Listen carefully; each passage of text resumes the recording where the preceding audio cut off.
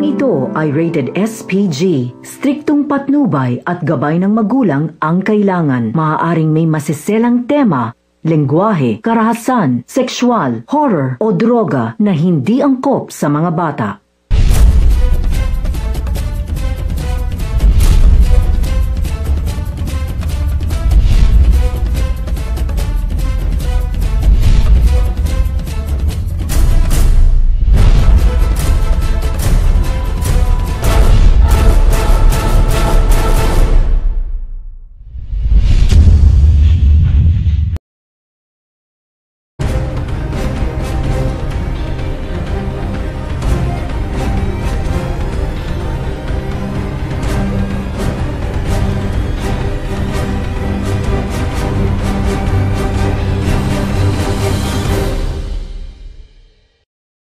This is a Flip Music exclusive.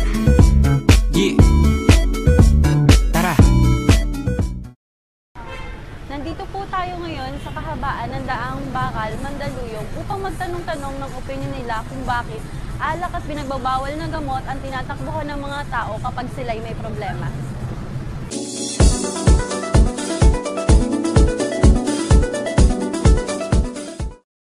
Kalimot sila, kaya sila umiinom o nagdadrugs. Pero depende sa nagiinom. Dapat pag nagiinom ka nila, lagay mo sa tiyan, hindi sa ulo. Ang drugs naman, huwag ka nang magtikim ng drugs, masisira lang ang buhay mo nun. Kasi doon nila nakakalimutan pangsamantala yung parang problema nila.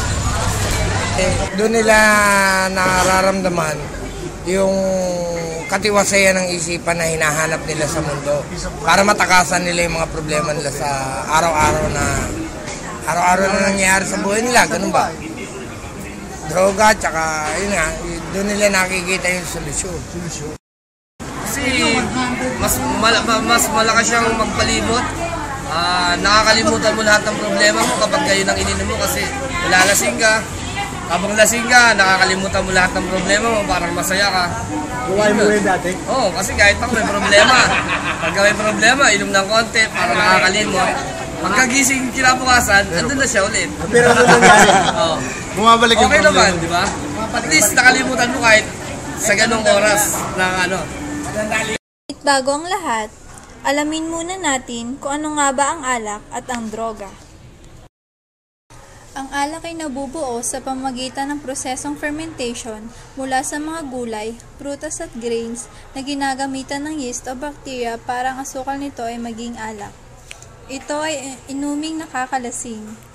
Ang taong umiinom nito ay naapektuhan ng central nervous system na nagkokontrol sa lahat ng bahagi ng katawan. Mababago ang emosyon, pangunawa, paningin at pandinig ng taong nakainom nito. Ang droga ay ginagamit na panglunas sa sakit na may tamang preskripsyon ng isang profesional na doktor. Ngunit kapag ito ay naabuso o ginamit ng hindi tama, ito ay maaaring makasama sa kalusugan at pag-iisip ng tao na nakakaapekto sa pagkilos ng isang individual. Nandito po ako ngayon upang kapanayamin si Ninong Yet patungkol sa kanyang karanasan sa pag-inom ng alak at mga dahilan kung bakit isa ito sa mga takbuhan ng mga taong may problema sa buhay. Magandang umaga po, ma'am. Magandang umaga. Ma'am, ilang taon na po kayo? 42. May trabaho po kayo?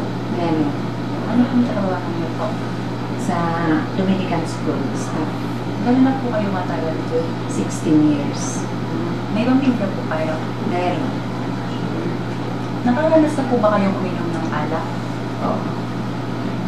Gano'n po kayo kadalas uminom? Once a week.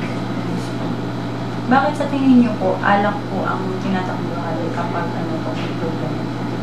Hindi naman tinatakbuhan yung alak eh. Parang masaya lang pag nag-iinom kayo kasama yung mga kaibigan. Kailan po kayo nagsimulang uminom ng alak? Nung nagkaroon kami ng problema ng asawa. Ano pong epekto po sa inyo ng alak? Wala, masaya. Pag habang umiinom, masarap matulog. Nakakatulong po ba yun sa inyo kapag po may problema kayo? Oo, nakakatulong kasi kakatulog ka kaagad na mahilig. Bale, ma'am, ano pong mensahe niyo sa mga taong hanggang ngayon umiinom ng alak at patuloy pa din naniniwala na ang alak ang sagot sa mga problema nila? Hindi, yung pag-inom ng alak, hindi naman yung sobra-sobra. Yung konti lang, pampatulong lang.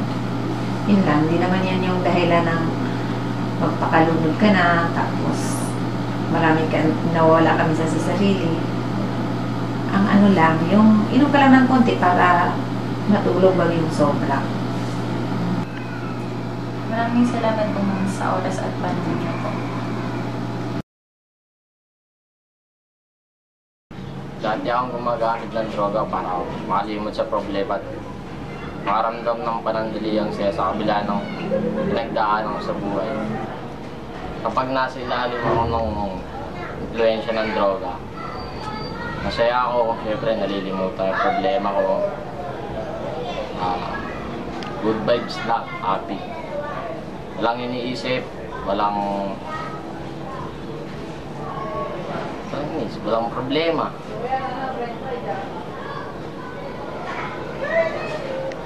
Sa ngayon, natigil ko na yung paggamit ng droga. Kasi wala namang may dudulot na maganda sa sarili natin yan eh. Kaya pag nagda-drugs ka, wala kang magandang patutunguhan. Sabi nga nila, drug addicts don't grow old, they die young. Kaya pag nagda-drugs ka, wala kang makikita magandang trabaho kasi wala ka ng medical yan eh. Kaya tinigil ko na rin para makapagtrabaho ako. Sa ngayon, ayos na ako. Wala na akong problema. Hindi ako natatakot lumabas kasi wala nang uhuli sa akin. Hindi na ako gumagamit ng droga eh. Ang mensahe ko sa mga kapwa ko na gumagamit din ng droga, kailan yun yan kasi wala namang magandang patutunguhan yan eh. Sisirain lang yung buhay niyo yan. Ang pag-inom ng alak ay nakakatulong upang ma-relax at mabawasan ang stress ng isang tao. Ang alak gaya ng red wine ay nakakatulong sa sirkulasyon ng dugo. Subalit ang labis na pag-inom nito ay nagdudulot ng masamang epekto sa katawan ng tao gaya ng pagkakaroon ng mataas na presyon ng dugo at nakakasira sa organ ng isang tao gaya ng puso, atay, utak at iba pa. Samantalang ang droga ay may mabuti rin namang naidudulot, subalit ito ay kailangang may preskripsyon ng profesional na doktor. Ngunit, magiging masama ang dulot nito sa katawan at pag-iisip ng isang tao kapag ito ay inabuso. Karamihan sa nalululong sa alak at droga ngayon ay ang mga taong may mabigat na problema at may pinagdaraanan sa buhay. Ayon sa kanilang paniniwala, nakakaramdam sila ng pagkahay o pagkalutang sa lapaap o tinatawag nilang cloud nine.